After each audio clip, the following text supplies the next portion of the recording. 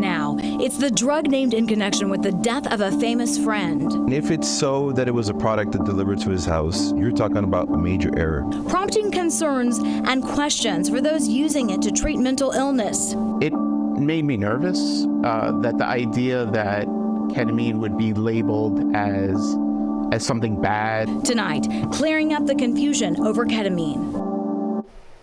Ketamine has hallucinogenic properties, but it's also touted for its success in treating depression and other mental health issues. Though rarely lethal, ketamine's link to the untimely death of actor Matthew Perry 3 months ago has put the drug in the spotlight.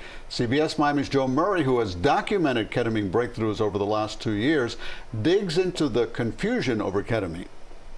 Hey, Michael. Michael Schur is back in his comfort zone, alive and well. Anything that you want to share in regards to like intentions or anything that's alive for you right now? The introspection. Miraculous for a man who spent most of his life fighting the impulse to end it. It's like the new year just happened, and I honestly had to admit to myself that there was a chance that I wouldn't be here if it wasn't for ketamine. We first met Schur 20 months ago at the Ketamine and Wellness Clinic of South Florida as he was undergoing ketamine infusion therapy. Through his paintings, he gave us a glimpse into how ketamine, approved as a rapid-acting anesthetic, triggers a state of disassociation and can almost reboot your brain. And there's the new Michael who wants to live. He stopped treatment for a while, but when he realized he was slowly slipping back into darkness, he returned to the clinic for booster shots. All this happening at the time his life-saving treatment was going viral on social media. Nearly 2 months after the sudden death of Friends star Matthew Perry, the newly released autopsy report reveals the cause of death for the beloved actor. The LA County Medical Examiner's Office says the 54-year-old died from the acute effects of ketamine. It made me nervous that the idea that ketamine would be labeled as something bad and that people would legislate against it. That hasn't happened, but the death of Friends star Matthew Perry, who was found unconscious in a hot tub at his home, has some wondering about ketamine risks.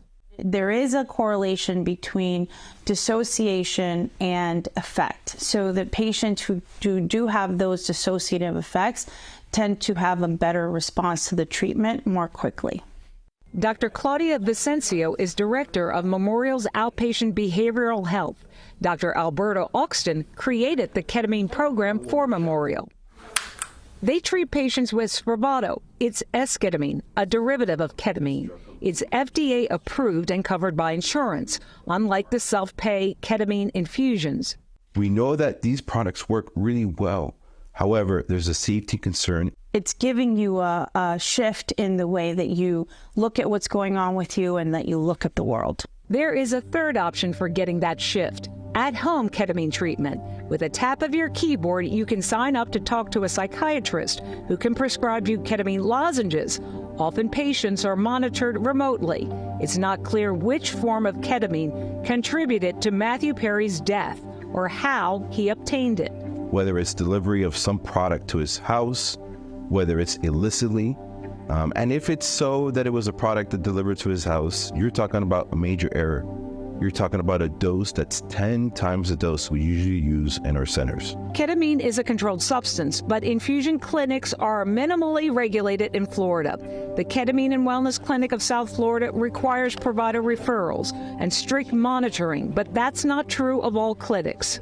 You should never be near water, ever. In addition to that prime directive, Sonia Cotto, a nurse practitioner with a specialization in anesthesiology, said ketamine therapy has to be used with integration, talk therapy. How are the girls? Very good, thank you. Patients integrate the insights of their ketamine experience into their life. You are just want to become more aware of yourself and just be the best version of yourself.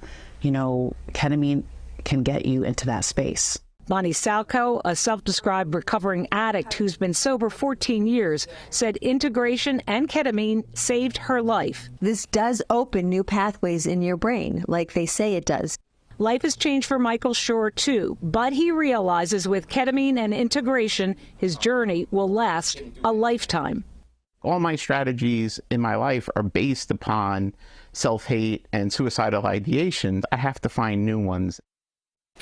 That was Joe Murray reporting for us. Since treatment centers and protocols can vary, if you're considering ketamine therapy, have a conversation with your mental health provider and ask about treatment, monitoring, and follow-up care at the centers you're considering. And here at CBS Miami, we are committed to shedding light on mental health matters and offering solutions. If you'd like to look back at this report, just scan the QR code right there on your screen. It'll take you to our website, cbsmiami.com. We've compiled a list of resources and stories that's always growing.